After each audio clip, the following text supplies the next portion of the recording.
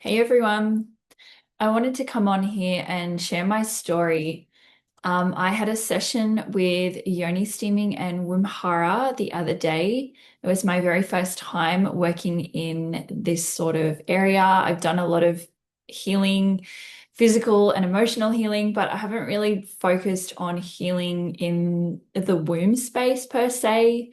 So coming up to my appointment, I was feeling pretty excited, but also a little bit nervous. So, um, Wim Hara is essentially a therapy that focuses on the emotional, physical, and energetic well-being of the womb space. So there's usually touch involved, and and massage. So it's used to sort of support the health of the reproductive organs, release the stagnant energies that may be there, and promote healing on a deep and transformative level.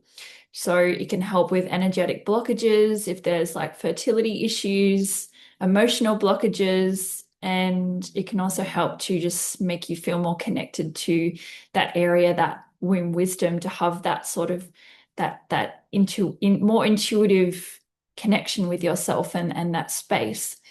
So um I really felt that I wanted to come into Wim Hara as a way to release some old emotional stuff that I feel has really just gotten stuck and stored in my womb area.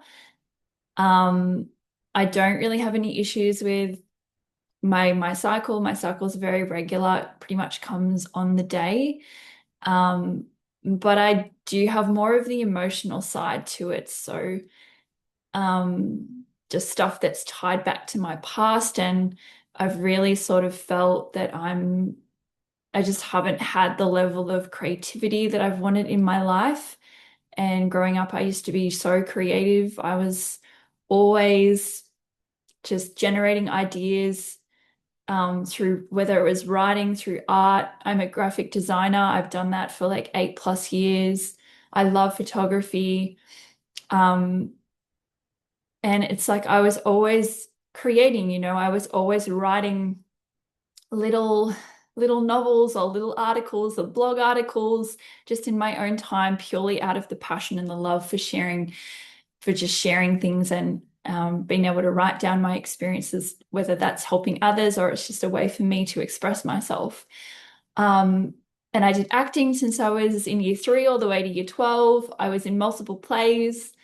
And then it's really like not since I was in I'd say like my early 20s that I really felt that in the last decade, I've really felt like a lot of that creative energy has just felt really dulled. And I know that in the womb space, it's like the seat of, it's where we create, it's where we generate, we're either birthing life through a physical human being, a baby, or we're birthing ideas, birthing things into the world that we want to create, whether it's a business or our passion, and we're birthing an idea into the world to share with others. And I've been feeling stuck in both areas because, I want to be a mum. I want to start a family, but I don't even have a partner at this moment. So it's like I feel like I'm not able to create that, birth that into reality. And then the other side where it's like, I want to generate ideas. I want to create things in the world, birth things that make a difference and fuel me. And, I think what was really coming up for me was just a feeling of like, I don't know what I want to create, or I just feel like I almost just sometimes feel like I come up blank and I don't have anything that I can offer right now. It feels like if I'm to create something, it's going to be forced. It's not just going to flow and come out. So that was one of the main reasons why I wanted to work with the womb space and dive into some of this stuff that I've never tried before. And then the other side was the fact that, I've made decisions with my body when I was younger that I would not be making now.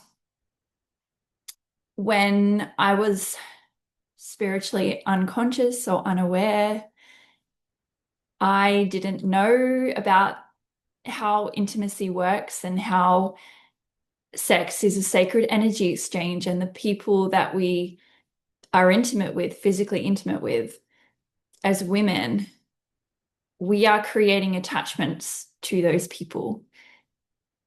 And we are merging our energies. So we are taking on the energies of the people that we are physically interacting with. And, being in my young 20s, not really caring about that or even knowing about that.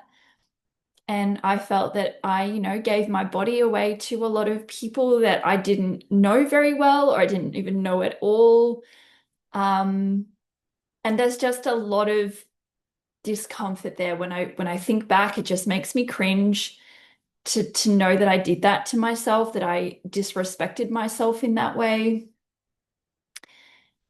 Um, and I've really just felt a little bit concerned that I've just been holding on to some energies that don't belong to me, some attachments that perhaps, do not serve me at all. I don't know who I'm connected to. I don't know who may have access to my energy, and perhaps that could be why I felt this sense of like a little bit of depletion or just a little bit of not fully feeling myself and fully connected with myself. And so I really just wanted just something that I could clear, because I really feel like this area is holding on to some imprints and some memories that are just creating some tension and some discomfort in my body. So yeah, those were the two things that inspired me to experience Wimhara and yoni steaming. So yeah, I'll share my experiences. So I went to a beautiful practitioner's place, and it was at her house, and she had a little like a granny flat or a little garage studio that was set up as the therapy space. And it was just absolutely beautiful from the moment I walked in the door. She had it all set up, and it was just absolutely beautiful. The scents and the smells, everything ready to go. And we had a little intention setting to start with, and I pulled a card, but I didn't check it till the end. And we sat down and went through some paperwork of, stuff that I wanted to work through, and an intention that I wanted to get out of the experience, and some of the stuff that was coming up for me. And when I was talking about the blocks that I felt with my creativity, I got unexpectedly emotional, which was kind of interesting. It's not definitely not what I thought would make me emotional talking about. So clearly there was something going on there that was coming up. And yeah, so we probably sat there for like 15 minutes just having a beautiful, beautiful talk, and meeting each other and getting to know each other.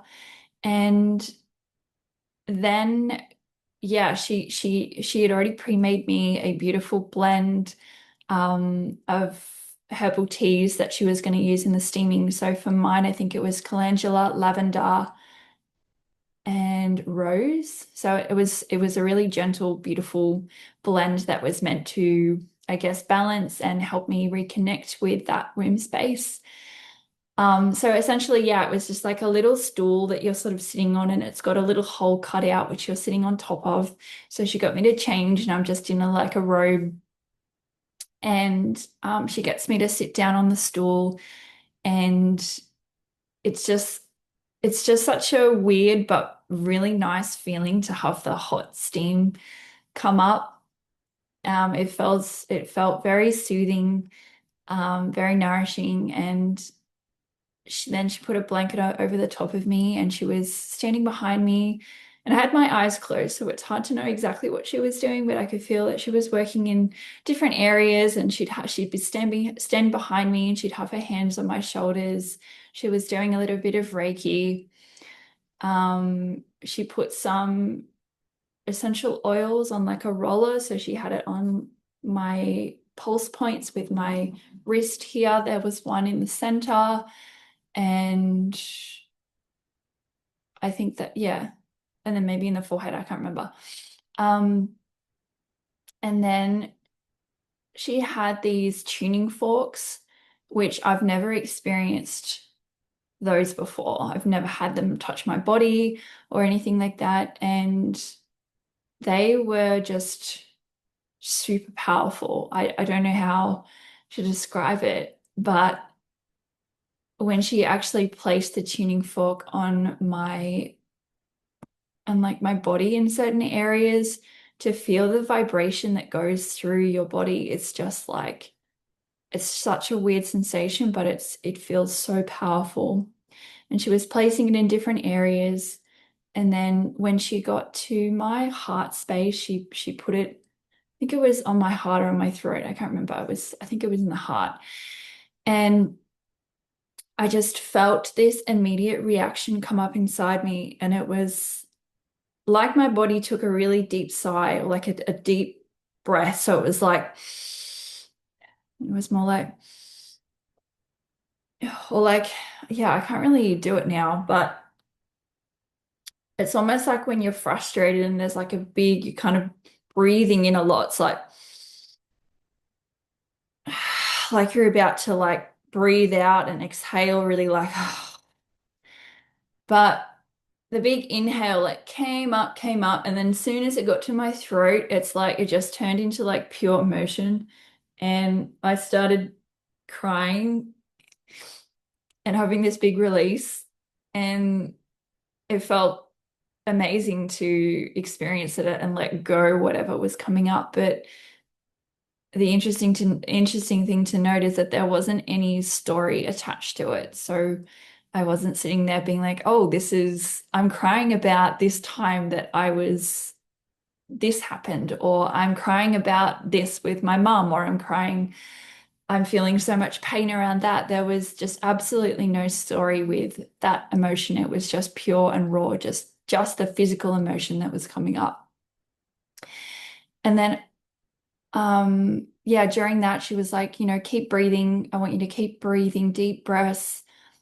Um, it had me like hunched over and I finally like coming out of it, I eventually like straightened out and I sort of calmed down and went back to like a neutral breath.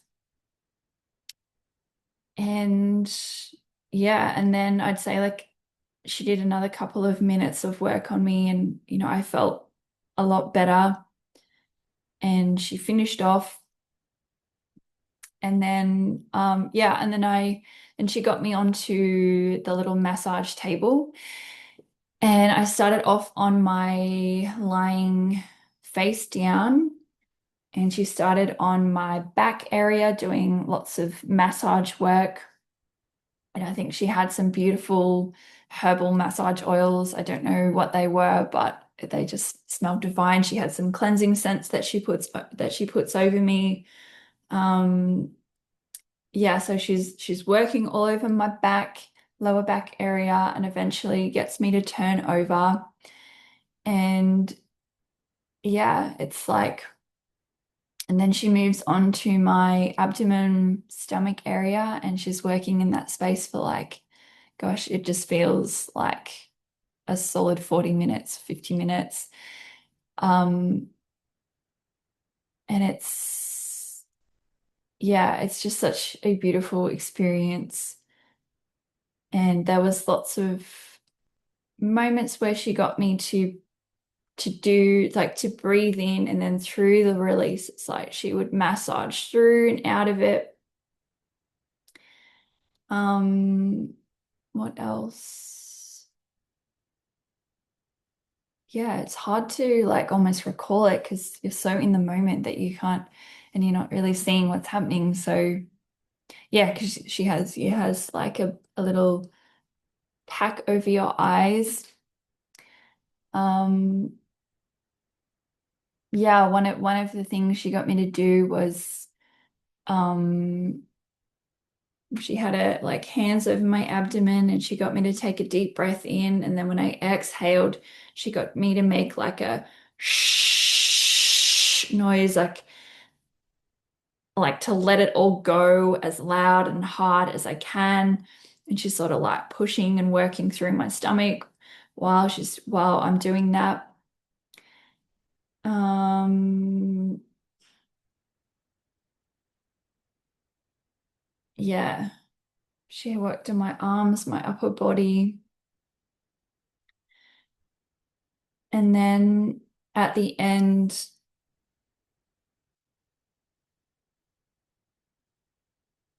oh, hang on.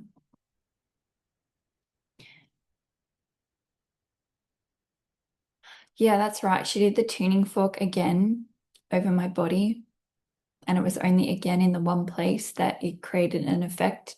And this time, I think she put it right on my throat chakra. And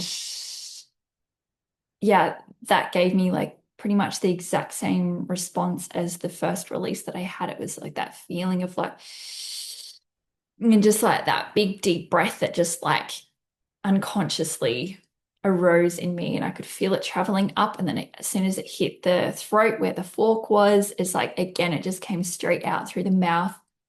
And this was like slightly different crying. It was more like, again, it didn't have a story to it. It was completely, again, whoop, the earring just fell out. Yeah, there was no story with that one. Again, it was just pure raw emotion. Um, but that one, yeah, it seemed like it was related to something different because it was a different kind of crying. And yeah, it's like it was so interesting. There were times where she was like blowing on my wrists or blowing on my womb. She did another thing that was sort of like towards the end. It was like on my stomach like that. And then she kind of like quickly brought her hands together and was like, and it just felt like whatever she was working with energetically in the space, it's like she was just sucking it all up and then grabbing it together and then just like pulling it out of me. And like the first time she did that, it wasn't immediately, but it was like 2 seconds after she was like, I kind of had this like, I don't know, I made this like little noise of like, I don't know, just something where it was like, I could feel whatever she'd pulled out. It's like, and something came out of me as well, like vocally. It was really weird, but really cool. She did it a couple more times, but I only made the noise once.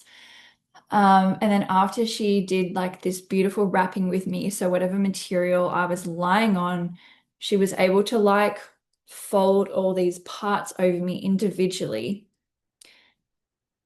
and then like tuck in the little fabric around me. So I basically was in like being wrapped like a mummy, and she had my hands like this over my womb, and there was a rose quartz crystal in the shape of a heart that was underneath my hands that were like cupped like that over my womb. And then she had me like wrapped all up in the bits that were like tucked in around me, so it was like super tight. And then she worked with my feet a little bit and then wrapped those up, and then worked with my head a little bit and then wrapped that up. So it was literally like only this tiny section of my face that was revealed. And it just felt like, yeah, it felt like you were almost in like the womb space, you know, you felt so warm, cradled, cocooned, safe, and just very deeply relaxed and deeply held. Um, Yeah, and so during that, she did like a sound bowl healing with some crystal bowls in the room, which was really beautiful. And then she sort of did like a sound journey with some different instruments. And then she finished off with like a shamanic drum that was like beating, beating, beating, beating, beating, beating, like rhythmically. And then like it would get faster and faster and faster and faster and faster and faster, like building up this momentum. Yeah, and then afterwards, she slowly unraveled and unwrapped me. And that was pretty much the end of the session that was on the table. And then, yeah, and then after that, we kind of had another little half-hour integration session after to talk about what had come up for me, whatever she had experienced working on me, what had come up for her. And she gave me like a herbal tea. So we sat down like face to face and had the beautiful chat. Yeah, and she said that she'd felt a grief in the heart, and she'd also felt that in my throat there was a sense of like powerlessness. Um, and I don't know whether the grief is related to what I think it is with a an ex-partner of mine who, I very much loved, but had to walk away from that relationship. But I've held on to hope for such a long time. And, it's been such a struggle to move on from this person, despite being the one to leave. It's been like double the amount of time that we even were together that it's taken me to get to a space where I'm wanting to let this person go and to move on. And I don't know whether it is that grief or whether it could be grief in the sense of like grieving the old self or grieving the loss of my old identities. I don't know, or loss of the person that I used to be when this stuff in my womb had maybe gathered. I don't know. But yeah, the sense of like powerlessness came up in the sense of a situation with a person that I'd gotten myself into that was just very cringy and really hard to talk about. And I won't fully share it here, but it was a feeling of like I've gotten myself into a situation and I just have to put up with it now. I'm not in a position to be able to say to stop it anymore. So I think that is potentially where the powerlessness feeling was coming from. And back then, I wouldn't have had the tools that I do now. So I have to really have compassion for that version of myself that was in that situation. And I can't feel shame and I can't feel resentment or hatred towards, a lot of regret towards that experience because yeah, back then I wasn't able, I was still very much in a people-pleasing position and putting my others before myself. And I just didn't have the ability to use my voice to stand in my power and to feel that I have the authority to do so. So that's what was coming up for me in the sense of powerlessness. But, in these types of exchanges, you can't over intellectualize the things that come up, when it's the emotions that are coming up needing to be expressed. You don't need to know the reasons why this is coming up, it's just we don't need to create stories. There's already so much healing happening that we don't need to know the reason. And yeah, so these little things that are coming up, I can acknowledge them, but I don't need to dive too much deeper into them about what this is trying to tell me. What is this connected to? Because it is what it is. Yeah. So during, yeah, the integration, she was just sharing what had come up and what what I could really do moving forward and the compassion that I can show towards myself.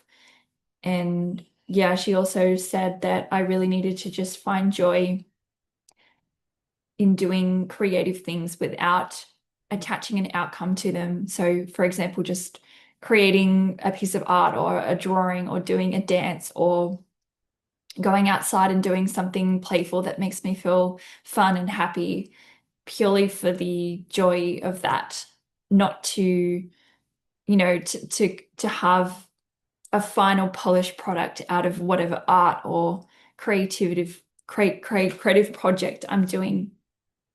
And I can really relate to that as well.